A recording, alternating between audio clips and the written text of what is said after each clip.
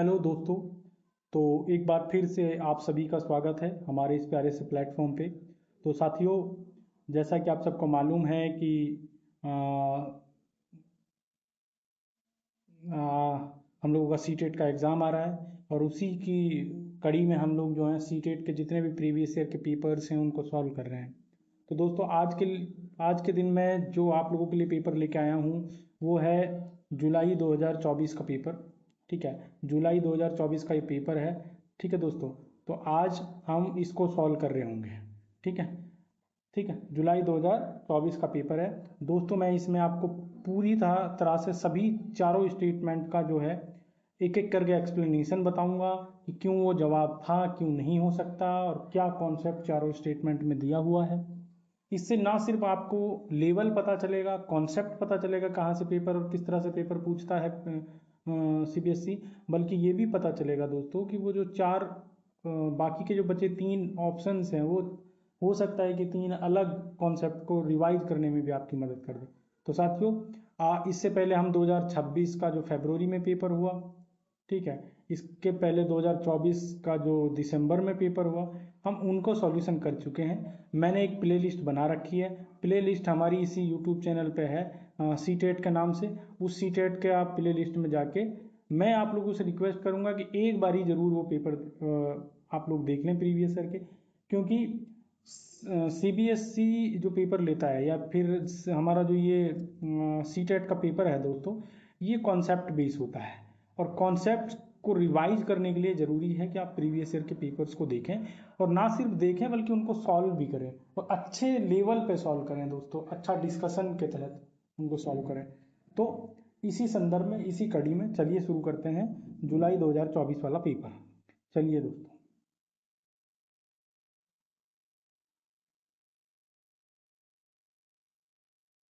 तो दोस्तों, ये हमारा पहला क्वेश्चन है। प्रगतिशील शिक्षा में बच्चों को किस तरह देखा जाता है। In progressive education children are perceived as. किस तरह से परसीव किए जाते हैं चिल्ड्रन, बताइए भाई। चलिए एक एक ऑप्शन देख लेते हैं। इनोसेंट एंड डिपेंडेंट, क्या इनोसेंट और डिपेंडेंट देखे जाते हैं। प्रगतिशील शिक्षा बच्चों को निष्क्रिय या आश्रित नहीं बल्कि सीखने में सक्रिय मानती है। तो क्या क्या एक एक्टिव लर्नर मानती है। जो प्रगतिशील शिक्षा है वो एक्टिव लर्नर, ठीक है, एक्टिव लर्नर मानती है दोस्तों, समझ गए। ठीक है, उसके बाद में दूसरा ऑप्शन देख लेते हैं। Complaint and capable of only consuming knowledge. ठीक है, कंप्लेंट आज्ञाकारी और केवल ज्ञान का उपभोग करने में सक्षम होते हैं। क्या इस तरह से देखती है बच्चों को? नहीं, बच्चे केवल ज्ञान ग्रहण नहीं करते बल्कि बल्कि क्या, स्वयं ज्ञान का निर्माण भी करते हैं। तो ज्ञान का निर्माण भी करते हैं बच्चे, ज्ञान का निर्माण भी करते हैं दोस्तों। ठीक है, ठीक है ना दोस्तों। और अर्थ निर्माण भी करते हैं, साथ में अर्थ भी का भी निर्माण करते हैं। तो इस तरह से, ठीक है, देखता है क्या, progressive education. Knowledgeable and meaning makers, ये सही है हमारा, थर्ड सही है। ज्ञानवर्धक और अर्थ की रचना करना, अर्थ का निर्माण करते हैं, ये तो मैंने अभी आपको बताया। ज्ञानवर्धक होते हैं जो ज्ञान का निर्माण करते हैं। ठीक है, बच्चे अपने पूर्व अनुभवों के आधार पर नई जानकारी का अर्थ स्वयं बनाते हैं। ठीक है, इसीलिए कहते हैं उनको नॉलेजेबल एंड मीनिंग मेकर। तो जो उनके पास पहले से ज्ञान होता है उसके आधार पर वो एक नया ज्ञान बना रहे होते हैं, ना अर्थ बना रहे होते हैं चीज़ों का दोस्तों। ठीक है, children bring prior experience and actively construct meaning from new experiences. ठीक है दोस्तों, चलिए। Vulnerable and in need of protection, vulnerable and in need of protection, सुरक्षा आवश्यक हो सकती है लेकिन यह प्रगतिशील शिक्षा में बच्चों की मुख्य पहचान नहीं है। ठीक है, तो प्रोटेक्शन में भी necessary but it is not the defining view of progressive. ठीक है, तो ये भी गलत है हमारा दोस्तों। चलिए भाई, आगे बढ़ जाते हैं। Feedback to the student in classroom is a most effective when. ठीक है, छात्रों के लिए कक्षा में प्रतिक्रिया सबसे अधिक प्रभावी होती है जब, बताओ कब होती है दोस्तों, कब होती है बताओ, जल्दी बताओ। दो कमेंट बॉक्स में अपना जवाब दो भाई तुरंत। चलिए मैं बात कर लेता हूँ इस पर, एक एक ऑप्शन को देख लेते हैं। It assigns comparative ranks to the student, नहीं भाई। रैंकिंग जो है ना, बच्चों की तुलना करता है, सिर्फ बच्चों की क्या करता है, तुलना करता है, ठीक है। जबकि जो एक्चुअल में फीडबैक होता है या फिर जो प्रभावी फीडबैक होता है वो इंडिविजुअल को सीखने में सुधार करता है। जैसे कि मान लीजिए सिर्फ वो बता देता है कि आपकी ये गलती की, और तुलना जो है ना वो नेगेटिव फीलिंग क्रिएट कर सकता है बच्चों में, ठीक है। तो नेगेटिव कब हो जाता है बच्चा, जब उसको कंपेयर किया जाता है, ठीक है। तो इसीलिए ये गलत हो जाएगा हमारा, ठीक है। दूसरा, ये सीखने की गतिविधि के दौरान और पश्चात भी होता है। क्या ये सही है? क्या सही है?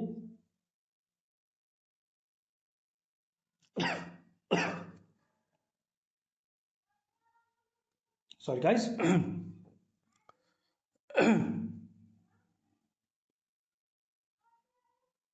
तो होता क्या है दोस्तों, जो सीखने के दौरान हो रहा होता है, जब सीखने के दौरान यानी कि सही समय पर जब हम बच्चे को फीडबैक दे रहे होते हैं तो बच्चा उनसे सीखता है और अपनी गलतियां सुधारने की कोशिश करता है। तो टाइमली फीडबैक जो होता है, वो लर्नर्स को अपनी मिस्टेक्स को आइडेंटिफाई करने में भी मदद करता है और उनको इम्प्रूव करने में भी मदद करता है। तो ये हमारा 2 इसका सही जवाब हो जाएगा दोस्तों। इस बात पर ध्यान केंद्रित करता है कि बच्चा क्या नहीं कर सकता बजाय इसके कि वे क्या कर सकता है। देखो दोस्तों, यूट्यूब के कई टीचर आपको ये कहते हुए सुनेंगे कि जो सबसे लंबा आंसर हो वही सबसे सही होता है। It focuses on what the child can't do rather rather than what they can do. तो ये गलत है। इसमें कैसे गलत है मैं बता देता हूँ, ठीक है। प्रभावी फीडबैक केवल कमियों पर नहीं है। प्रभावी फीडबैक ये क्या कह रहा है, इस बात पर ध्यान केंद्रित करता है कि बच्चा क्या नहीं कर सकता बजाय इसके कि वह क्या कर सकता है। तो प्रभावी जो फीडबैक होता है यानी कि इफेक्टिव जो फीडबैक होता है वो केवल कमियों पर नहीं बल्कि सुधार के स्पष्ट तरीकों पर भी केंद्रित होता है, ठीक है। सुधार के स्पष्ट तरीकों पर भी केंद्रित होता है। तो इफेक्टिव फीडबैक क्या होता है? इफेक्टिव फीडबैक वह होता है जो कि आइडेंटिफाई करे उनकी स्ट्रेंथ्स को भी और स्पेसिफिक एरियाज बताए कि ये आपके कमज़ोर हैं और इन पे आप काम करके इनको इम्प्रूव कर लीजिए, ठीक है दोस्तों। तो ये हमारा हो गया गलत, ठीक। ये वर्ष के अंत में परीक्षण और परीक्षा पर केंद्रित है, ठीक है। ये वर्ष के अंत में, अगर वर्ष के अंत की बात की जाए, केवल वार्षिक परीक्षा का फीडबैक सीखने की प्रक्रिया में समय पर सुधार नहीं कर सकता। तो हम तो बोल रहे हैं ना कि भाई टाइमली फीडबैक की बात कर रहे हैं हम यहाँ पे, जो कि उस दौरान दिया जाए ताकि बच्चा इम्प्रूव कर सके। तो feedback limited to final exams comes too late to guide ongoing learning. क्यों क्यों टू लेट हो जाता है वो? क्योंकि भाई आप उसको वर्ष के अंत में दे रहे हैं, तब वो अगली चीज़ों के लिए आगे बढ़ने लग जाता है, या फिर आप उसको डिमोरलाइज कर देंगे अगर उसकी बैक लगा देंगे तो दोस्तों, ठीक है। तो इसका सेकंड आंसर हो जाएगा। चलिए थर्ड क्वेश्चन देख लेते हैं अब हम। थर्ड क्वेश्चन क्या रीड आउट कर रहा है, ये असर्शन रीजनिंग का सवाल है। During adolescence the pressure to conform to gender expectations and follow conventions of femininity and masculinity increases, ठीक है। Gender and gender roles are determined biologically. किशोर अवस्था के दौरान जेंडर अपेक्षाओं के अनुरूप स्त्रीत्व या पुरुषत्व की परंपराओं का पालन करने के लिए दबाव बढ़ जाता है। ये तो सही है भाई, ठीक है। ये तो सही है। कैसे सही है दोस्तों ये? ठीक है। किशोर अवस्था में समाज द्वारा निर्धारित स्त्रीत्व और पुरुषत्व की भूमिकाओं को अपनाने का सामाजिक दबाव सबसे अधिक होता है दोस्तों। तो ये सही है हमारा। देखते हैं, जेंडर और जेंडर भूमिकाएं जैविक रूप से निर्धारित की जाती हैं? नहीं भाई, जैविक रूप से निर्धारित नहीं होती हैं वो, जैविक रूप से नहीं निर्धारित होती हैं। जैविक रूप से मेरा क्या मतलब है, जेंडर रोल्स ना बहुत सारी चीज़ें से निर्धारित होता है, ना कि जैविक रूप से। जैसे कि सामाजिक और सांस्कृतिक प्रभाव सबसे महत्वपूर्ण रोल प्ले करते हैं। तो gender roles are largely socially and culturally constructed, they are not determined purely by biology, ठीक है। तो ये हमारा गलत हो जाएगा। तो ओनली ए सही है लेकिन आर गलत है। ए सही है लेकिन आर गलत है, सही हो जाएगा इसका, यानी कि 3 आंसर हो गया हमारा, ठीक है। चलिए भाई आगे बढ़ जाते हैं, देख लेते हैं। सुनीता एक 12 वर्षीय लड़की विशेष संगीतीय क्षमता रखती है। उसके माता पिता दोनों ही निपुण गायक हैं और वह सुनीता को अपनी आवाज़ को और बेहतर करने के लिए प्रशिक्षण कक्षा भेज रहे हैं। सुनीता की यह क्षमता संभावित रूप से किन कारकों के अंतःक्रिया का परिणाम है? बताइए किन कारकों का अंतःक्रिया का परिणाम है? सुनीता, अ 12-year-old girl, shows exceptional music ability. Both her parents are accomplished singers and they send her for classes for voice training after school. Her capabilities are most likely to be result of an interaction between. बताइए भाई, बताइए, चलिए पढ़ लेते हैं क्या करके। क्या वृद्धि और परिपक्वता, क्या ग्रोथ और मैच्योरेशन की बात है ये? केवल वृद्धि और परिपक्वता असाधारण संगीत क्षमता और प्रशिक्षण को नहीं समझा सकती। ठीक है, तो ग्रोथ और मैच्योरेशन से संगीत नहीं आता। ग्रोथ और मैच्योरेशन तो सब में होती है, बट अपनी अपनी तरीके की होती है, तो ये गलत हो गया। न्यूट्रिशन एंड डिसिप्लिन, न्यूट्रिशन और डिसिप्लिन से होता है क्या? पोषण और अनुशासन प्रभाव डाल सकते हैं, लेकिन पर्सन में मुख्य इंट्रैक्शन ये नहीं है। मुख्य इंट्रैक्शन क्या है पर्सन का? पर्सन का मुख्य इंट्रैक्शन ये है कि उनके पेरेंट्स जो कि एक्सेप्शनल पहले से सिंगर हैं, उनसे उनको थोड़ा बहुत मिल रहा है और फिर वो उसको एक अच्छा इन्वायरमेंट दे रहे हैं। तो ये हेरिडिटी एंड इन्वायरमेंट हमारा जवाब हो जाएगा इसका दोस्तों। Gender identity and gender genetic makeup, ठीक है, gender identity and genetic makeup. चलिए पहले इसको बता देता हूँ थोड़ा सा, है ना। तो अनुवांशिकी क्षमता यानी कि हेरिडिटी जो होती है, और प्रशिक्षण परिवार के सहयोग जैसे पर्यावरण या अवसरों के साथ मिलकर क्षमता विकास करता है दोस्तों। तो उनको जो जेनेटिकली थोड़ा बहुत हेल्प मिला सिंगर के बच्चे से, सिंगर माता पिता से, उसको वो अच्छा एक पर्यावरण देके उसको और डेवलप कर रहे हैं। Gender identity and genetic makeup क्या होता है दोस्तों? ठीक है, संगीत क्षमता को जेंडर आइडेंटिटी से समझना ठीक नहीं है। क्यों? क्योंकि भाई पुरुष स्त्री कोई भी अच्छा सिंगर हो सकता है, तो जेंडर आइडेंटिटी से नहीं समझा जा सकता। तो ये भी गलत, ये भी गलत, तो 3 आंसर हो गया हमारे इसका दोस्तों। चलिए 4th 5th पे आ जाते हैं अब। ठीक, आ रहा है ना समझ में? ज़्यादा तेज तो नहीं निकल जा रहा हूँ, बता दूंगा भाई, ठीक है। चलिए देख लेते हैं। संवेदनशील अवधि वह समय अवधि होती है जिसके दौरान कुछ डैश विशेष रूप से सामान्य विकास के लिए महत्वपूर्ण होते हैं। ठीक है, sensitive periods are those time periods during which certain dash are especially important for courses of normal development. बताओ क्या है इसका? क्या ये जेनेटिक प्रीडिस्पोजिशन है? क्या ये जेनेटिक प्रीडिस्पोजिशन है? उत्पत्ति मूलक कारक है क्या ये? ठीक है, तो देखिए जेनेटिक डिस्पोजिशंस क्या होते हैं, वो इन्फ्लुएंस करते हैं डेवलपमेंट को, but sensitive periods particularly emphasize environmental experience. तो ये कह रहा है कि सेंसिटिव पीरियड्स, तो इन्वायरमेंटल फैक्टर्स होंगे इसके। 3 आंसर है इसका। चलिए चलिए बता देता हूँ कैसे। जो अनुवांशिकी होती है ना, अनुवांशिकी प्रवृत्तियां जो हैं वो प्रभाव डालती हैं, लेकिन सेंसिटिव पीरियड्स में पर्यावरणीय अनुभव का विशेष महत्व होता है। ठीक है, एथेनिक फैक्टर्स, एथेनिक फैक्टर्स जो होते हैं, जातीय सेंसिटिविटी जो होती है, जातीय सेंसिटिविटी पीरियड की जो मूल अवधारणाओं को है वो बताती है अलग अलग कास्ट के बारे में। ठीक है, ना कि हमारे इसका क्या कहते हैं, संवेदनशील अवधि वह समय अवधि होती है जिसके दौरान कुछ विशेष रूप से सामान्य विकास के लिए महत्वपूर्ण होते हैं। तो ये पर्यावरणीय कारक है दोस्तों। ठीक है, ठीक है, हेरिडिटी भी मैटर करती है भाई, हेरिडिटी भी मैटर करती है विकास में, बट जो कॉन्सेप्ट है वो इन्वायरमेंटल सेंसिटिविटी की बात कर रहा है ड्यूरिंग अ पर्टिकुलर पीरियड। ठीक है, चलिए भाई 6th क्वेश्चन पे आ जाते हैं हम। In order to develop critical thinking among students a teacher should विद्यार्थियों में आलोचनात्मक चिंतन को विकसित करने के लिए एक शिक्षक को क्या करना चाहिए? बताओ क्या करना चाहिए, बताओ दोस्तों। चलो देख लेते हैं। केवल एक ही सवाल पूछने चाहिए जिनका एक ही उत्तर हो। क्या ये करना चाहिए? एक निश्चित उत्तर वाले पर्सन स्मरण को जांचते हैं, यानी कि मेमोरी को जांचते हैं। ठीक है, कि उनकी रिमेम्बरिंग पावर क्या है। ठीक है, रिमेम्बरिंग पावर को जांचते हैं। ठीक है, ठीक है, विद्यार्थी को उनके संदेह और सवाल पूछने के लिए हतोत्साहित करना चाहिए। हतोत्साहित, questioning and doubting are essential components of critical thinking. ठीक है, नहीं करना चाहिए। डिस्करेज नहीं करना चाहिए बल्कि एनकरेज करना चाहिए, तो ये भी गलत हो जाएगा दोस्तों। Give questions that involve inference and explanation, ऐसे सवाल देना जिनमें निष्कर्ष और व्याख्या शामिल होते हैं। ऐसे सवाल देना जिनमें ऐसे प्रश्न विद्यार्थियों से तर्क प्रमाण की व्याख्या और निष्कर्ष का औचित्य मानते हैं। ठीक है, यानी कि 3rd सही है हमारा। कैसे? जिन क्वेश्चंस में इन्फ्रेंस और एक्सप्लेनेशंस होती हैं, वो क्वेश्चंस क्या करते हैं, वो रिक्वायर करते हैं स्टूडेंट से एक रीजन देने के लिए, इंटरप्रेट करने के लिए और जस्टिफाई करने के लिए अपने कंक्लूजन को। चलिए ऐसे सवालों से बचना चाहिए जिनमें विवेचन और विश्लेषण की आवश्यकता होती है। क्या? Avoiding analysis directly restrict higher order thinking. तो जो हॉट्स की हम बात करते हैं उनको रिस्ट्रिक्ट कर देता है हम, जैसे ही क्या, ऐसे सवालों से बचना चाहिए जिससे विवेचन और विश्लेषण की आवश्यकता होती है। Avoiding analysis directly restrict higher order thinking, ठीक है, तो ये उसको रिस्ट्रिक्ट कर देता है। चलिए 7th पे आ जाते हैं।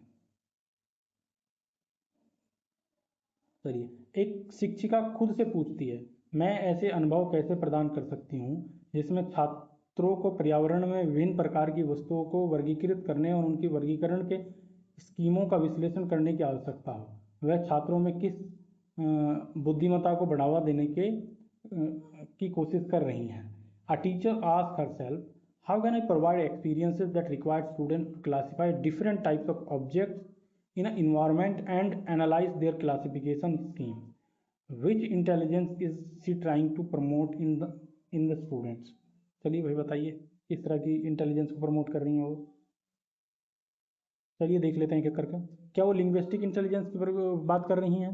तो लिंग्विस्टिक भाषाई बुद्धिमत्ता जो होती है वो भाषा के प्रभावी प्रयोग और समझ से संबंधित होती है। वो किससे वो होती है? वो किससे होती है दोस्तों? वो भाषा के प्रयोग और समझ से संबंधित है दोस्तों, ठीक है। इंटरपर्सनल इंटेलिजेंस क्या होती है?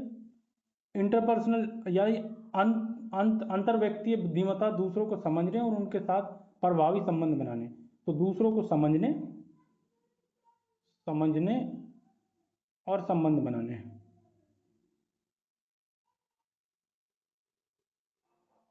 ठीक है, ठीक है, दूसरों को समझने और संबंध बनाने की बात करता है इंटरपर्सनल। नेचुरलिस्टिक इंटेलिजेंस क्या होती है दोस्तों? नेचुरलिस्टिक इंटेलिजेंस वो होती है जिसमें प्राकृतिक वस्तुओं, जीवों को पहचानना, वर्गीकृत करना और उनका पैटर्न समझना शामिल है। तो क्या यही है? क्या यही है? बिल्कुल यही है। देखो क्या कह रहा है क्वेश्चन। एक शिक्षिका खुद से पूछती है, मैं ऐसे अनुभव कैसे प्रदान कर सकती हूँ जिससे छात्रों को पर्यावरण में विभिन्न प्रकार की वस्तुओं को वर्गीकृत कर, यहीं से उठा लीजिए, ठीक है। तो ये आ गया, प्राकृतिक बुद्धिमत्ता है ये, ठीक है। बॉडीली गति संवेदी बुद्धिमत्ता क्या होती है दोस्तों? शारीरिक गति संवेदी बुद्धिमत्ता जो है शरीर की कुशल गतिविधियों और फिजिकल टास्क से संबंधित है। ये किससे संबंधित है दोस्तों? फिजिकल टास्क से, ठीक। चलिए अब आगे बढ़ जाते हैं, 8th पे आ जाते हैं। कैसा चल रहा है अभी तक? मज़ा आ रहा है ना दोस्तों? मज़ा आ रहा है ना? भाई मैं आप लोगों से बोलूँगा, बार बार बोल रहा हूँ कि आप लोगों को कम से कम, मुझे लगता है पिछले 10 साल के, अगर आप दोबारा पेपर नहीं देना चाहते हैं, कोई एक्सक्यूज नहीं रखना चाहते कि मेरा इस वजह से, मेरा तो 89 नंबर आ गए, मेरे तो 90 आ गए, पर 92 चाहिए थे, 90 चाहिए थे, अगर ये सब नहीं करना चाहते हैं तो पिछले 10 साल के कम से कम क्वेश्चन पेपर सॉल्व करके जाइए। और मैं ये काम आप लोगों के लिए आसान कर ही दे रहा हूँ, ठीक है। आप लोगों को बस इतना करना है कि सही समय पे सही चीज़ें देख लीजिए बस, ठीक है। और मैं कतई ये नहीं कह रहा हूँ कि आप इनको बहुत ध्यान से देखिए, अपना सारा सिलेबस करिए। स्टैटिक से आपको लगता है कि आप लोगों का कॉन्सेप्ट कमज़ोर है तो दोस्तों कॉन्सेप्ट पढ़िए, बट ये बहुत ज़रूरी चीज़ें हैं। मैं आप लोगों को लिख के दे रहा हूँ, आप 1000 कॉन्सेप्ट पढ़ के ले जाइए। CBSE ऐसा पेपर सेट करता है कि अगर आपने प्रीवियस ईयर के पेपर्स को नहीं सॉल्व किया है तो मैं आप लोगों को लिखित में दे रहा हूँ कि आप कितना भी कॉन्सेप्ट को पढ़ लीजिए, पेपर सॉल्व नहीं कर पाएंगे, ठीक है। चलिए आगे बढ़ते हैं। एक बारी आप ये देख लीजिए, एक बार इनको खुद से लगा लीजिएगा। मैं सारे के सारे क्वेश्चन पेपर जो हैं उपलब्ध करा रहा हूँ, कहाँ पे? हमारा जो है टेलीग्राम चैनल है वहाँ पे उपलब्ध करा दे रहा हूँ मैं। हाँ चलिए, महारत हासिल करने के लक्ष्य निर्धारित करने से छात्रों की अभिप्रेरणा और योग्यता के बारे में विचार कैसे प्रभावित होते हैं। चलिए देख लेते हैं। How does setting mastery goals impact a students motivation and views of ability. चलिए देख लेते हैं कैसे करता है। चलिए देखते हैं। यह अक्सर योग्यता के स्थिर दृष्टिकोण से बढ़ी हुई आंतरिक अभिप्रेरणा और विश्वास को दर्शाती है। क्या ये सही है? It often implies enhance intrinsic motivation and belief in the entity view of ability. चलिए देखते हैं, ठीक है। इंट्रेंसिक प्लस इंटेटिव व्यू, दो चीज़ें पूछी हैं पहली ही स्टेटमेंट में। तो ये होती क्या है? इंटेटिव व्यू में क्षमता को अपेक्षाकृत स्थिर माना जाता है। मैं ये कई बार पहले ही पढ़ा चुका हूँ। जो इंटेटिव व्यू होता है उसमें क्षमता को स्थिर माना जाता है, और जो मास्टरी ओरिएंटेशन होती है, मास्टरी ओरिएंटेशन से मेल नहीं खाती है। जबकि हमसे पूछा क्या गया है, हमसे मास्टरी ओरिएंटेशन पूछा गया, मास्टरी ओरिएंटेशन से, और ये क्या कह रहा है, स्थिरता की बात कर रहा है। ठीक है, तो ये खत्म हो गया दोस्तों, ये हमारा स्टेटमेंट खत्म कट गया। ये अक्सर योग्यता के बुद्धिशील दृष्टिकोण में बढ़ी हुई आंतरिक अभिप्रेरणा और विश्वास को दर्शाता है। ये क्या मतलब हुआ भाई? ठीक है, तो मास्टरी गोल्स में सीखने, सुधार और प्रयास से क्षमता विकास करने पर जोर देती हैं जो मास्टरी गोल होता है। तो यही सही आंसर है। ये क्या कह रहा है, ये अक्सर योग्यता के वृद्धिशील दृष्टिकोण में बढ़ी हुई आंतरिक अभिप्रेरणा और विश्वास को दर्शाती है। तो ये सही हो गया। ठीक है, ये अक्सर योग्यता के स्थिर दृष्टिकोण में बढ़ी हुई बाहरी अभिप्रेरणा और विश्वास को दर्शाती है। ये देख लेते हैं, ये क्या कह रहा है, एक्सटेंसिव एंटिटी क्या कह रहा है। तो मास्टरी गोल जो है ना, मुख्यतः बाहरी पुरस्कार या स्थिर क्षमता पर आधारित नहीं होता है।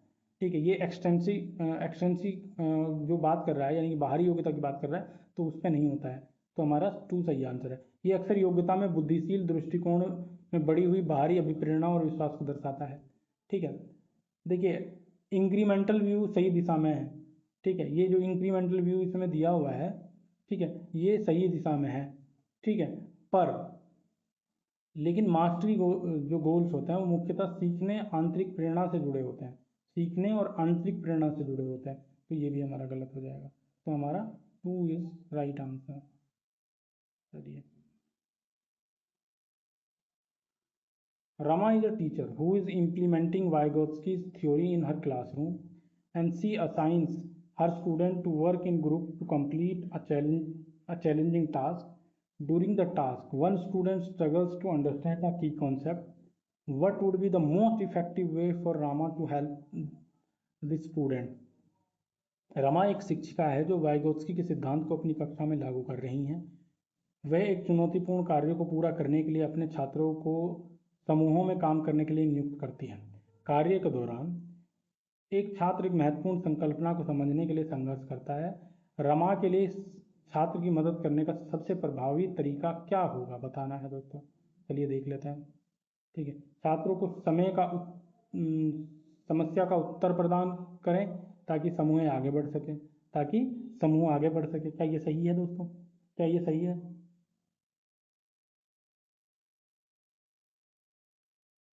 पूरा उत्तर देने से बच्चे को स्वयं समझ विकसित करने का अवसर कम हो जाता है। सही है ना? सही है ना? जैसे ही हम पूरा उत्तर दे देते हैं तो बच्चा खुद से क्या सीख रहा है, क्या खुद से क्या समझ बना रहा है, तो ये तो गलत हो गया। छात्रों को समस्या को उत्तर प्रदान करें ताकि समूह आगे बढ़ सके। छात्रों को समस्या को स्वयं हल करने का प्रयास करने के लिए प्रोत्साहित करें, ये ठीक है, ये ठीक लग रहा है। पर इसमें एक फ्लॉ है, क्या है फ्लॉ? देखिए, ये encourage students to try to solve the problem on her own. तो हर ओन भी नहीं है।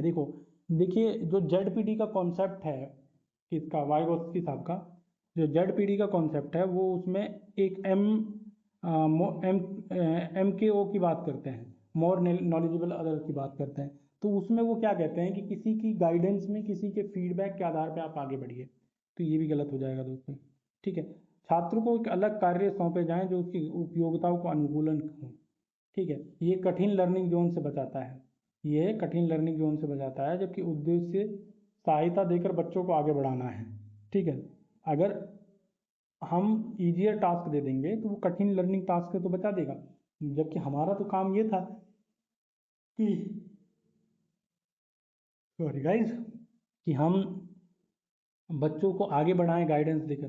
चलिए ठीक है, 4th क्वेश्चन देख लेते हैं, 4th स्टेटमेंट देख लेते हैं। Work through the problem with the student and providing guidance and feedback is needed while involving other group members. ये ठीक है, 4th ठीक है। कैसे? छात्रों के साथ समस्या पर काम करें और समूह के अन्य सदस्यों को शामिल करते हुए आवश्यकता अनुसार मार्गदर्शन और प्रतिपुष्टि करें। ठीक है, ये ठीक है फिर 4th हमारा। चलिए 10th देख लेते हैं। अब हम 10th देख लेते हैं हम दोस्तों। 10th क्या करा? शिक्षकों को विद्यार्थियों के बीच बहस, चर्चा और सहयोग को प्रोत्साहित करना चाहिए। बिल्कुल करना चाहिए, ये तो सही है, दोस्तों। रीजन देख लेते हैं। ज्ञान, knowledge production is an inactive process. नहीं भाई, ये गलत हो गया यहाँ पे।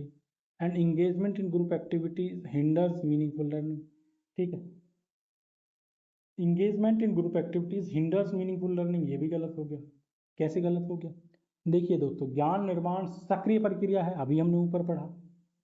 सार्थक समूह गतिविधियां सीखने में बाधा नहीं है बल्कि सहायता कर सकती हैं दोस्तों। तो जो हमारी सामूहिक गतिविधियां होती हैं यानी कि ग्रुप वो होती हैं, वो हमको मदद करती हैं, ना कि हमारा नुकसान करती हैं दोस्तों। समझ गए ना? तो ये है मामला। तो ए राइट है, आर फॉल्स है। फिर से इसका 3 सही जवाब हो जाएगा दोस्तों।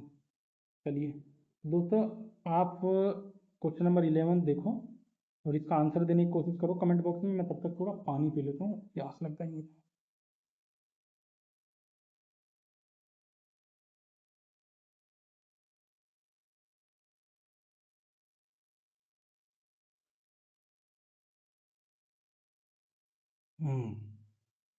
चलिए, हाँ, आप लोगों ने दिया जवाब। चलिए मैं बता देता हूँ। भावनाओं, व्यक्तित्व और सामाजिक संबंधों में परिवर्तन और स्थिरता किस विकास में शामिल है? बताओ दोस्तों, किस विकास में शामिल है? यार थोड़ा जल्दी कराने की कोशिश करता हूँ मैं इसको, है ना? बताओ दोस्तों। चलिए मैं बता देता हूँ। तो पर्सनैलिटी डेवलपमेंट में शामिल है क्या? नहीं भाई। कैसे, क्यों नहीं है? पर्सनैलिटी संबंधित है, लेकिन पर्सन भावनात्मक व्यक्तित्व और सामाजिक संबंधों के संयुक्त विकास की बात करता है। भाई पर्सनैलिटी से संबंधित है, बट ये जो क्वेश्चन है ना, stability, emotional personality and social relation पूछा हुआ है, तो उसमें पर्सनैलिटी तो होगा नहीं, उसमें पर्सनैलिटी नहीं होगा, तो ये गलत है। इमोशनल डेवलपमेंट होगा क्या? इमोशनल डेवलपमेंट मुख्यतः भावना और उनके रेगुलेशन में परिवर्तन से संबंधित होता है, तो ये भी नहीं होगा। ठीक है। साइकोलॉजिकल डेवलपमेंट होगा क्या? बिल्कुल साइकोलॉजिकल डेवलपमेंट होगा। कैसे होगा साइकोलॉजिकल डेवलपमेंट? ठीक है, मनोसामाजिक विकास में भावनाएं, व्यक्तित्व और सामाजिक संबंधों में परिवर्तन शामिल होते हैं। साइकोलॉजी में सिर्फ इसमें क्या हो रहा था, सिर्फ इमोशन शामिल थे, इसमें क्या था, सिर्फ पर्सनल ट्रेट शामिल थे, इसमें सब कुछ शामिल होता है। ठीक है, तो इसलिए थर्ड हमारा सभी। कॉग्निटिव डेवलपमेंट सिर्फ मानसिक विकास से जुड़ा हुआ है। Cognitive development concerns thinking, reasoning, memory and related mental development. चलिए क्वेश्चन नंबर 12 देख लेते हैं दोस्तों। ठीक है, क्वेश्चन नंबर 12 देख लेते हैं। Which of the following correctly describe culturally responsive teaching to cater diverse group of students? चलिए बताइए इसका क्या जवाब होगा। छात्रों के विविध समूह को पूरा करने के लिए निम्नलिखित में से कौन सांस्कृतिक रूप से उत्तरदायी शिक्षण का सही वर्णन करता है? बताओ दोस्तों, बताओ दोस्तों, बताओ। चलिए मैं बता देता हूँ। छात्रों के विविध समूह, कल्चरली रिस्पॉन्सिव टीचिंग कौन सा है? बताओ। चलिए देख लेते हैं। क्या इंटेंशनल है? क्या इंटेंशनल है? सुविचारित है क्या? ठीक है। शिक्षक जानबूझकर विद्यार्थियों की सांस्कृतिक पृष्ठभूमि को शिक्षण में शामिल करता है। टीचर्स डेलिबरेटली, तो ये सही है दोस्तों, ये सही है। अनुकूलित होता है क्या? अडेप्टिव होता है क्या? बिल्कुल अडेप्टिव होता है। कैसे अडेप्टिव होता है दोस्तों? जो विविध विद्यार्थी और उनकी सांस्कृतिक परिस्थितियों के अनुसार शिक्षण में अनुकूलन किया जाता है, तो अनुकूलन भी होता है। विभेदित होता है क्या? विभेदित क्या होता है? डिफरेंशिएटेड होता है क्या? Instructions is varied to meet differences in learners needs and experience. विद्यार्थियों की आवश्यकता और अनुभव के अंतर के अनुसार इंस्ट्रक्शंस में विविधता लाई जाती है, तो ये भी ठीक है। मानकीकृत है क्या? मानकीकृत है क्या? स्टैंडर्डाइज्ड है क्या? कठोर स्टैंडर्डाइज अप्रोच सांस्कृतिक विविधता की आवश्यकताओं को पर्याप्त रूप से पूरा करती है क्या? नहीं, ये गलत है, ये गलत है। तो 1 2 एंड 3 ढूंढ लो कहाँ है। 1 2 एंड 3 3 में है, ये रहा आंसर हमारा। चलिए 13 पे आ जाते हैं तुरंत प्रभाव से। असर्शन रीजनिंग से फिर से सवाल आ गया हमारा। चलिए पढ़िए क्वेश्चन को, आप लोग पढ़िए एक बारी। चलिए मैं पढ़ देता हूँ। School should function with in framework which assess the finish product and learning outcomes. ठीक है, स्कूलों को उस ढांचे के भीतर कार्य करना चाहिए जो तैयार उत्पाद और सीखने के परिणामों का आंकलन करता है। स्कूलों को उस ढांचे के भीतर कार्य करना चाहिए, learning outcome and sequencer learning पे जो ध्यान दें। सीखना पक्के तौर पर अनुकारमिक और पदानुक्रमित है। क्या ये दोनों सही है? पहला सही है, दूसरा गलत है। बता देता हूँ कैसे। दोस्तों, विद्यालयों को सीखने के परिणाम और विद्यार्थी वास्तव में क्या कर सकते हैं इसका आंकलन करना चाहिए, ये बात तो सही है। तो यही हमारे फर्स्ट उसमें दी हुई है। सेकंड में क्या दिया हुआ है? ठीक है, सीखना हमेशा कठोर रूप से कर्मिक या पदानुक्रमित नहीं होता, सीखने के अलग अलग मार्ग हो सकते हैं, तो ये इसलिए गलत हो जाता है। सीखना पक्के तौर पर अनुकारमिक नहीं होता है, अलग अलग मार्ग हो सकते हैं, और ये भी गलत है। तो इसका फिर से वही जवाब, इन तीनों ही असर्शन रीजनिंग का अभी तक 3 आंसर आया है दोस्तों। चलिए according to Vygotsky, what is the relationship between language and thought? Language और थॉट में क्या रिलेशनशिप है वो बताना है दोस्तों। चलिए, लैंग्वेज डजंट शेप थॉट। ठीक है, लैंग्वेज डजंट शेप थॉट, क्या ये सही है? ठीक है, वाइगोत्स्की के अनुसार भाषा सोच के विकास और संगठन का महत्वपूर्ण साधन है। क्या? सोच के विकास का, सोच के विकास और संगठन के विकास का महत्वपूर्ण साधन है दोस्तों। ठीक है, तो ये गलत हो जाएगा, इसीलिए लैंग्वेज डजंट शेप थॉट, ये थॉट शेप्स लैंग्वेज, क्या ये सही है? ठीक है, ये अधूरा कथन है, क्योंकि वाइगोत्स्की ने दोनों के परस्पर संबंध पर जोर दिया है, सिर्फ थॉट लैंग्वेज को शेप नहीं करते हैं दोस्तों। Language and thoughts are independent of each other. क्या लैंग्वेज और थॉट इंडिपेंडेंट है? नहीं, अभी तो बताया एक दूसरे के पूरक है। Language and thoughts are complex interrelated process of development, ये सही है। ठीक है, इंटर रिलेटेड है और कॉम्प्लेक्स है, ये दोनों ही सही है। ठीक है, लैंग्वेज, भाषा और विचार परस्पर क्रिया द्वारा विकसित होते हैं और बच्चे मानसिक क्रियाओं में घनिष्ठ रूप से जुड़े जाते हैं। ठीक है, असेसमेंट टाइप्स। ठीक है, असेसमेंट टाइप्स क्या होते हैं दोस्तों? चलिए देख लेते हैं, असेसमेंट टाइप्स देख लेते हैं। Which of the following is correctly matched? बताइए। क्राइटेरिया क्या होता है? Reference assessment. Criteria reference assessment क्या होता है दोस्तों? Include mastery of specific topic, सही है ये तो। ठीक है, क्या ये सही है दोस्तों? Includes mastery of specific topics. ठीक है, तो क्या होता है, ये जो क्राइटेरिया रिफरेंस होता है, ये ब्रॉडली किससे संबंधित है दोस्तों?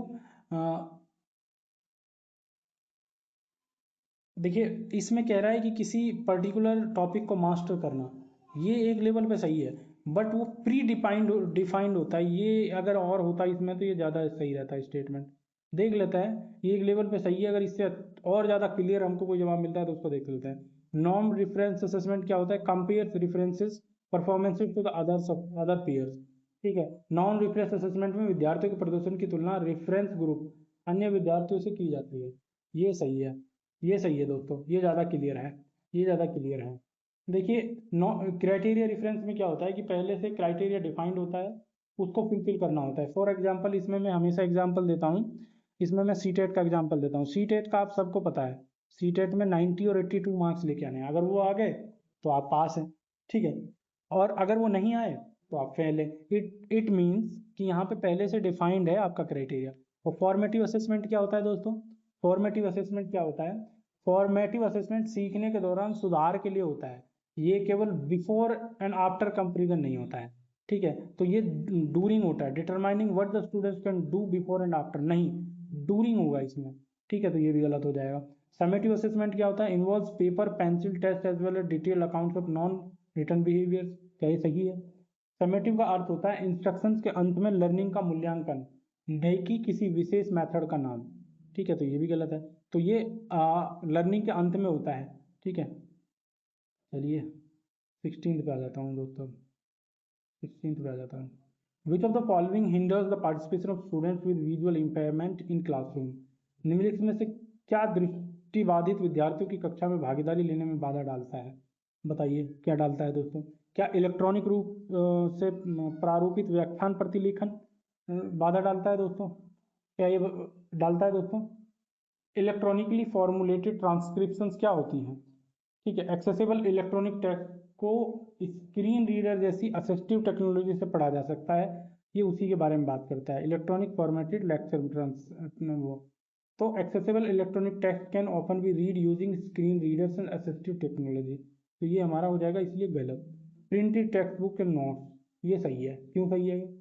देखिए, सामान्यतः प्रिंटेड टेक्स्ट जो है दृष्टिबाधित विद्यार्थियों के लिए एक्सेसिबल नहीं होते, जबकि नहीं होते जब तक उसे उपयुक्त फॉर्मेट में ना बदला जाए, तो ये ठीक है, ये हमारा जवाब है। क्यों?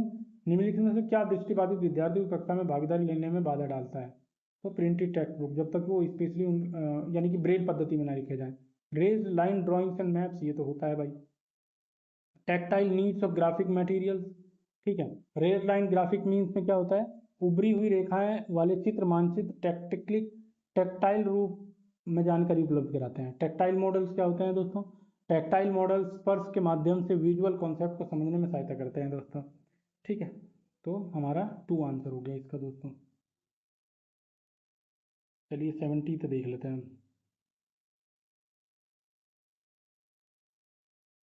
लॉरेंस कॉलबर्ग का एक मेथड पूछा है, which method did Lawrence Kohlberg use to study moral development of children? बताओ कौन सा है, बताओ कौन सा है दोस्तों।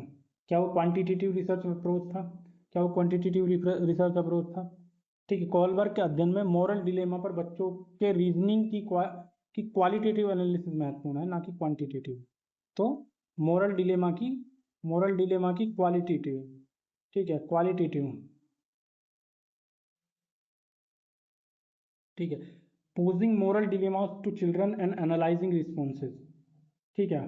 पोजिंग, उन्होंने नैतिक दुविधाएं देकर बच्चों के निर्णय के पीछे दिए गए तर्क का विश्लेषण किया था। He presented moral dilemmas and examined the reasoning children use to justify decision. अरे लॉरेंस कॉलबर्ग का मेथड वही है जिसमें उनकी बीवी बीमार होती है तो वो दवाई चुरा लेता है उसी के पीछे। तो इनका सबसे महत्वपूर्ण वही है कि मॉरल डिलेमा के पीछे रिस्पॉन्स, उसका रीजन क्या है, ठीक है। तो ये इसका सही हो जाएगा, यानी कि 2 सही है। Conducting observation of children during play, ठीक है। ये क्या होता है, मॉरल डेवलपमेंट के स्टेजेस स्थापित करने के लिए प्ले ऑब्जर्वेशन उनकी मुख्य विधि नहीं थी, ठीक है। तो ये मुख्य विधि उनकी नहीं होती है। एक्सपेरिमेंटल मेथड में क्या बात करता है, ठीक है, ठीक है। कंट्रोल एक्सपेरिमेंट नहीं बल्कि मॉरल डिलेमा इंटरव्यू के माध्यम से जो उन्होंने किए थे वो उनका मेथड था, ना कि ये, ठीक है। तो ये भी गलत हो गया, ये भी गलत हो गया, ये भी गलत हो गया, तो 2 सही है हमारा। चलिए 18 देख लेते हैं। चलिए, रचनावादी शिक्षण विद्यार्थियों को डैश अधिगम की ओर ले जाता है। Constructivist teaching leads dash to learning by students, ठीक है। बताओ, बताओ दोस्तों, कंस्ट्रक्टिविस्ट लर्निंग के बारे में बताओ। चलिए देख लेते हैं।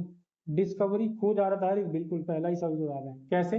रचनावाद विद्यार्थियों को सक्रिय रूप से खोजने, अनुभव करने और समझने का निर्माण करने पर जोर देती है दोस्तों। तो ये सही हो गया।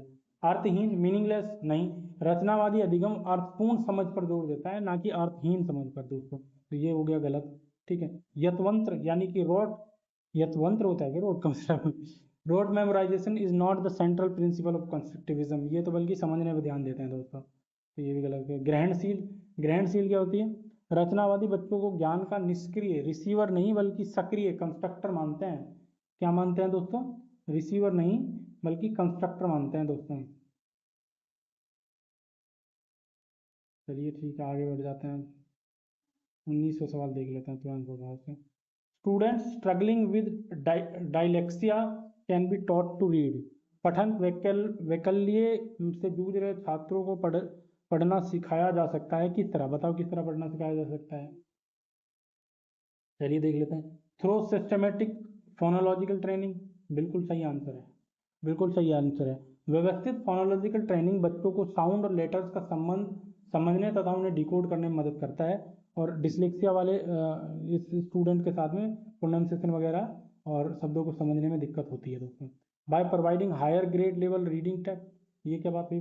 वर्तमान क्षमता से बहुत कठिन टेक्स्ट डिसलेक्सिक लर्नर की कठिनाई बढ़ा सकता है, तो ये और कठिनाई को बढ़ा देगा। By giving long and complex passages, ठीक है, लंबे और जटिल पैसेज आवश्यक सिस्टमेटिक डिकोडिंग सपोर्ट नहीं देते हैं, ठीक है। Through association method of conditioning, ठीक है। डिसलेक्सिया के लिए एविडेंस बेस्ड लिटरेसी और फोनोलॉजिकल इंस्ट्रक्शन अधिक उपयुक्त होते हैं दोस्तों, ठीक है। तो ये तो नहीं हो पाएगा दोस्तों, तो हमारा फर्स्ट इज राइट आंसर हो जाएगा। चलिए 20 क्वेश्चन पे आ जाता हूँ मैं। पियाजे का कॉन्सेप्ट दिया हुआ है 20 में, चलिए देखते हैं। Piaget's theory of Piaget's theory of cognitive Piaget's theory of cognitive development implicates that, ठीक है। जीन पियाजे के संज्ञानात्मक विकास का सिद्धांत ये बताता है कि, क्या बताता है बताओ, क्या बताता है बताओ।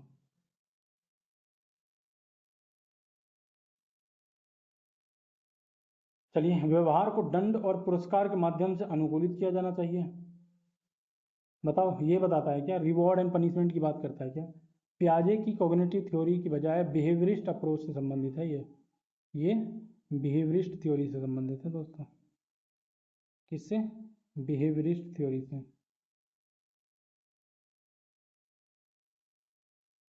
ठीक है, अवधारणाओं को जटिल से सरल के क्रम में सिखाया जाना चाहिए, कॉम्प्लेक्स टू सिंपल करना चाहिए। पियाजे ने कॉम्प्लेक्स टू सिंपल क्रम के बजाय डेवलपमेंटल रेडीनेस पर जोर दिया है। किस पे? डेवलपमेंटल रेडीनेस पे। किस पे? Cognitive developmental stage, sorry, developmental readiness पे। किस पे? ठीक है, पाठ्यक्रम को बच्चों के आयु समूह व चरण को ध्यान में रखकर तैयार किया जाना चाहिए। ये सही है, ये सही है दोस्तों। क्यों सही है? पाठ्यक्रम और गतिविधियां बच्चों के कॉग्निटिव डेवलपमेंटल स्टेज के अनुकूल होनी चाहिए। कॉग्निटिव डेवलपमेंटल स्टेज, ठीक है, कॉग्निटिव डेवलपमेंटल स्टेज के अनुसार होनी चाहिए। शिक्षण का बल गतिविधि के परिणाम पर होना चाहिए, न कि सोचने की प्रक्रिया पर। ठीक है, तो पियाजे ने केवल फाइनल आंसर नहीं बल्कि बच्चे की थिंकिंग और नॉलेज कंस्ट्रक्शन प्रोसेस पर जोर देते हैं। ठीक है, तो ये भी गलत हो जाएंगे। 3 हमारा इसका सही आंसर हो जाएगा दोस्तों। अब 21 देख लेते हैं। आप एक शिक्षक हैं जो अपने छात्रों को प्रासंगनात्मक कौशल विकसित करने में मदद करना चाहता है। निम्नलिखित में से कौन सी रणनीति इस प्रकार के चिंतन को बढ़ावा देने की सबसे अधिक संभावना है? बताओ दोस्तों, किसमें है? किसमें है सबसे अधिक संभावना? बताओ। मेटाकॉग्निशन में। ढूंढो मेटाकॉग्निशन क्या है। चलिए देख लेते हैं। छात्रों को उनके प्रदर्शन और गुणात्मक प्रतिवृष्टि के बजाय अंक देना। क्या ये सही है? क्या ये सही है? गलत है।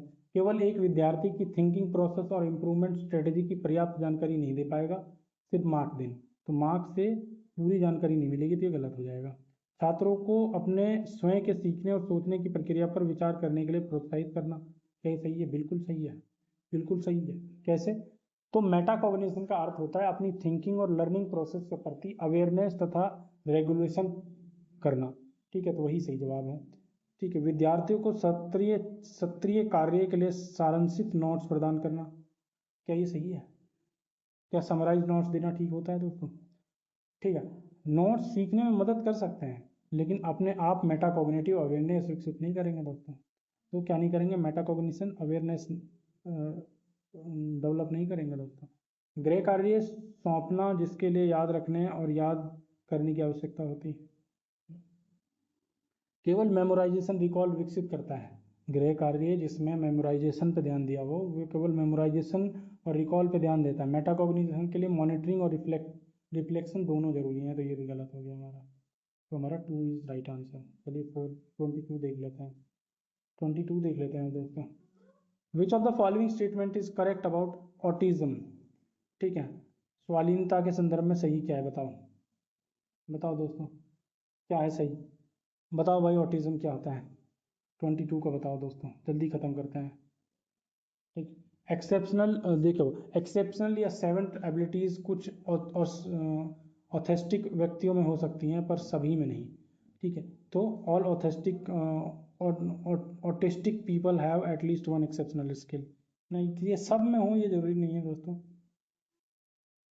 ये गलत है। Autism is a neuro developmental disorder. ये सही है एकदम, ये सही है। कैसे? कैसे? ऑटिज्म एक न्यूरो डेवलपमेंटल कंडीशन है जिसमें सोशल कम्युनिकेशन तथा रिस्ट्रिक्टेड रिपीटेटिव बिहेवियर में डिफरेंसेस देखे जा सकते हैं। ठीक है, सोलली इन्वायरमेंटल होता है? नहीं भाई, केवल इन्वायरमेंटल नहीं होता है, केवल इन्वायरमेंटल नहीं होता। कैसे? ऑटिज्म केवल इन्वायरमेंटल नहीं होता है बल्कि जेनेटिकल और डेवलपमेंटल फैक्टर्स भी इसमें योगदान दे सकते हैं। स्वालीनता का इलाज किया जा सकता है, उम्र के साथ इसमें सुधार आता है। ठीक है, उम्र के साथ सुधार नहीं आता है पर क्योर्ड हो सकती है, तो ये गलत है। ठीक है, कैसे? ऑटिज्म को ऐसी बीमारी नहीं माना जाता जिसमें सिंपली क्योर किया जा सके। अप्रोप्रिएट सपोर्ट फंक्शनिंग और पार्टिसिपेशन को बेहतर कर सकता है। ठीक है, चलिए ठीक है। चलिए 23rd पे आ जाते हैं, तुरंत प्रभाव। ठीक, a key commonality in Piaget and Vygotsky's theory is, पियाजे और वाइगोत्स्की के सिद्धांत में एक प्रमुख समानता बताइए। भाषा और विचार के बीच संबंधों के बारे में उनकी चिंतन। क्या ये सही है? बताओ दोस्तों, क्या ये सही है?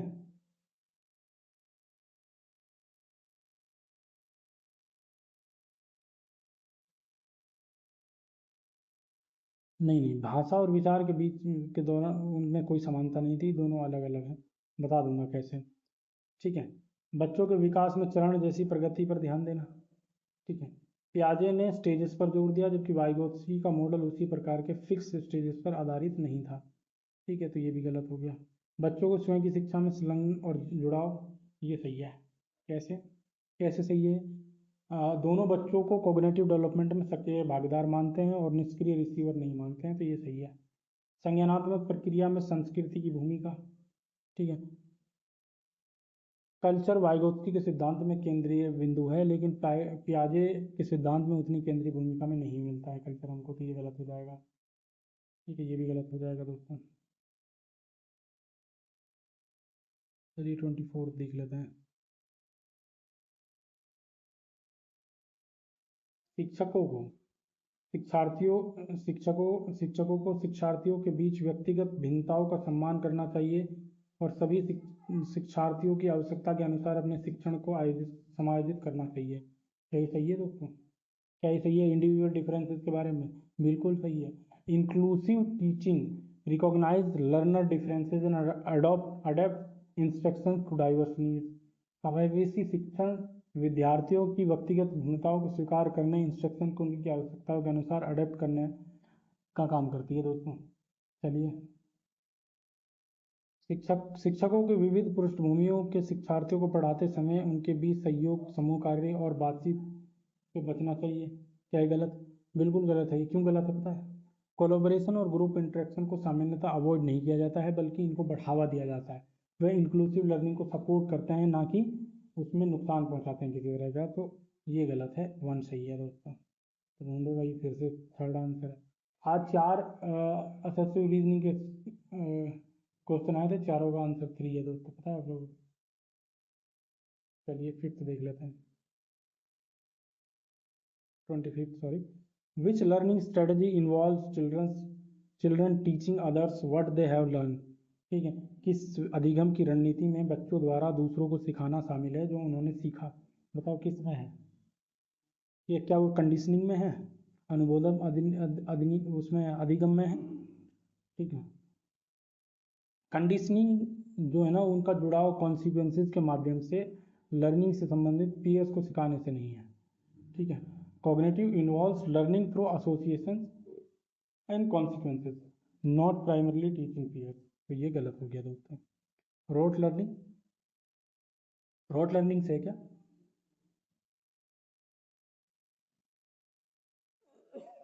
तो एक पानी पी लेना थोड़ा।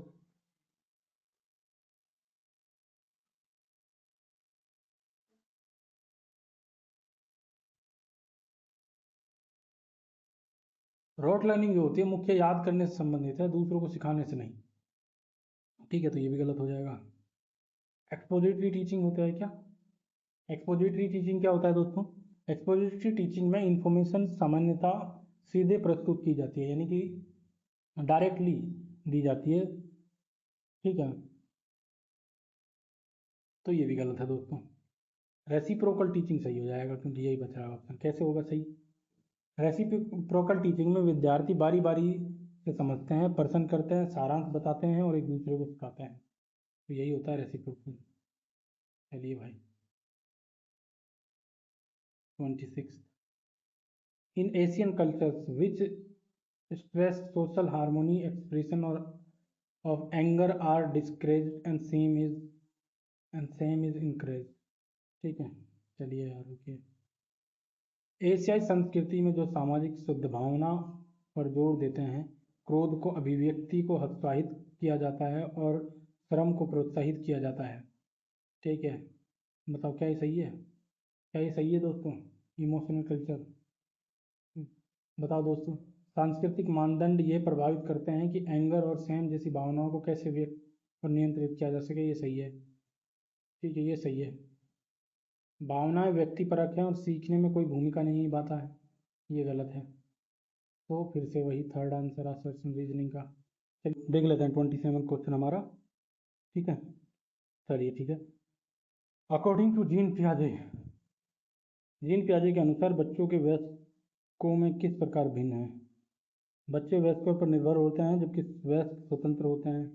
नहीं भाई, वो इस तरह नहीं देखते, वो लर्निंग के परिप्रेक्ष्य में बात करते हैं और उनका मानना है कि दोनों एक दूसरे की मदद करते हैं। ठीक है, बच्चों की तुलना में वयस्क बहुत अधिक ज्ञानी होते हैं। नहीं, केवल अधिक नॉलेज होना और बच्चों को वयस्कों की थिंकिंग के अंतर को नहीं समझा जा सकता। ठीक है, knowledge quantity alone doesn't explain the qualitative difference in children's thinking. तो क्वालिटी और क्वांटिटी में डिफरेंस है, इसलिए वो ये भी बच्चों की सोच वयस्कों से गुणात्मक रूप से भिन्न होती है। ठीक है, पियाजे के अनुसार बच्चों की थिंकिंग केवल कम ज्ञान वाली नहीं बल्कि गुणात्मक रूप से अलग होती है। तो ये ठीक है, ये ठीक है। बच्चों की सोच मात्रात्मक रूप से वयस्कों से भिन्न होती है। ये भी गलत है। कैसे गलत है? ये केवल मात्रा का अंतर बताता है, जबकि पियाजे ने थिंकिंग की प्राकृतिक संरचना भी बताई है। ठीक है, एनालिटिकल। चलिए अब आगे देख लेते हैं एक बार। निम्नलिखित में से कौन सा पर्सन विश्लेषणात्मक चिंतन को बढ़ावा देता है? तो कौन सा पर्सन है, बताइए। विच of the following questions promote analytical thinking? The capital city of India, क्या ये बताता है? कैपिटल सिटी ऑफ इंडिया ये है याद करने को बताता है, ये रिकॉल को बताता है। ठीक है, ये रिकॉल को बताता है।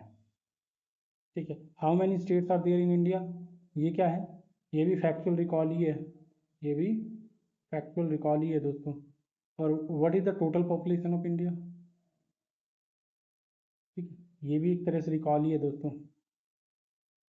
ठीक है, what are the various causes of increase in population in India, ये ठीक है, एनालिटिकल थिंकिंग बता रहा है। कैसे बता रहा है एनालिटिकल थिंकिंग?